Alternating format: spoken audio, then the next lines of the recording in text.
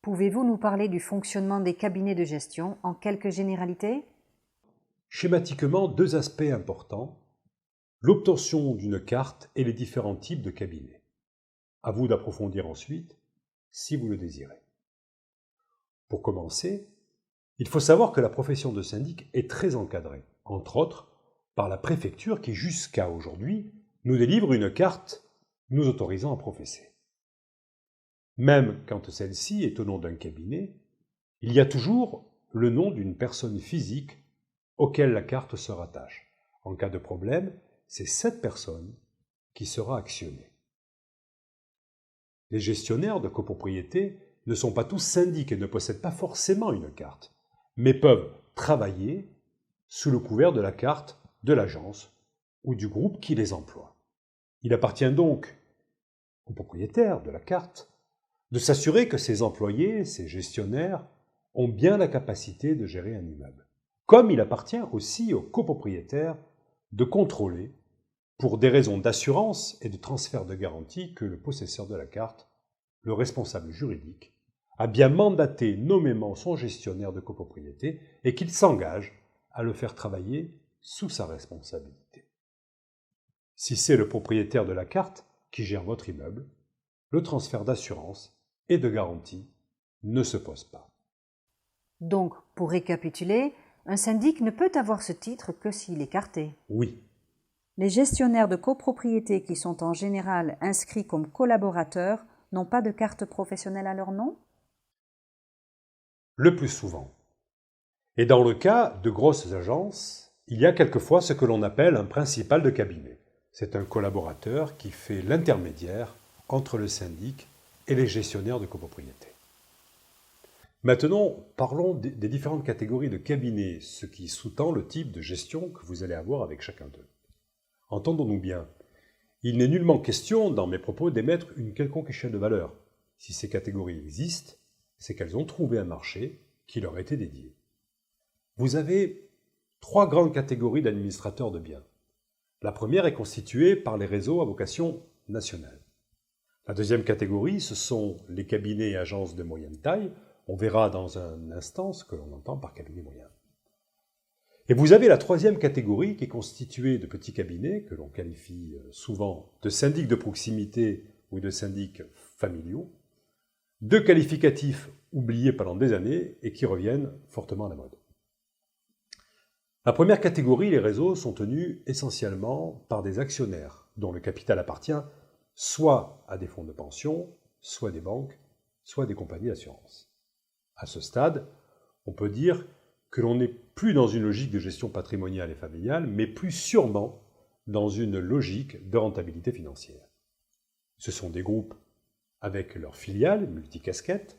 Nous les retrouvons dans la promotion et les prêts immobiliers, la vente, la location, les assurances, la gestion de patrimoine, sans compter divers partenariats ou participations avec des entreprises ayant un rapport avec le bâtiment, ascensoriste, curage, prévention d'incendie, chauffage, compteur d'eau et autres. Ces réseaux ont la volonté affichée de couvrir et d'encadrer tout ce qui peut toucher à la bulle immobilière. Ils délivrent en règle générale une gestion de masse et leur pratique tarifaire est du même acabit. Ils peuvent avoir comme but non pas uniquement de vous vendre leur gestion, mais aussi leurs produits dérivés, assurances, mutuelles, etc. C'est pour cela que, bien souvent, ils ont la volonté hégémonique de garder par divers moyens les copropriétés acquises en les rendant captives s'il le faut.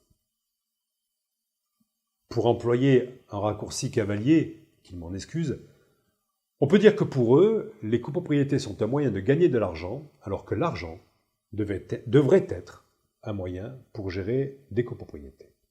Néanmoins, s'ils existent, c'est qu'ils correspondent à un certain type de marché et de copropriété. Vous avez ensuite les syndics de moyenne importance. Dans cette catégorie, vous avez à boire et à manger. Tout dépendra de l'état d'esprit du syndic qui est à la tête de son cabinet. Soit il a des visées expansionnistes, et il se rapprochera des méthodologies des grands groupes, son but pouvant être soit d'acheter un confrère, soit de se faire acheter lui-même, auquel cas il s'entourera de moyens logistiques et d'une méthodologie de travail identique aux futurs acheteurs afin d'avoir une transition, une passation la plus douce possible. Ou alors l'inverse, il voudra maintenir une qualité de prestation digne des syndics de proximité, mais il aura fort à faire, la grosseur de son portefeuille client et son organisation pour le gérer, ne pouvant l'amener qu'à faire une gestion qui sera à terme dépersonnalisée.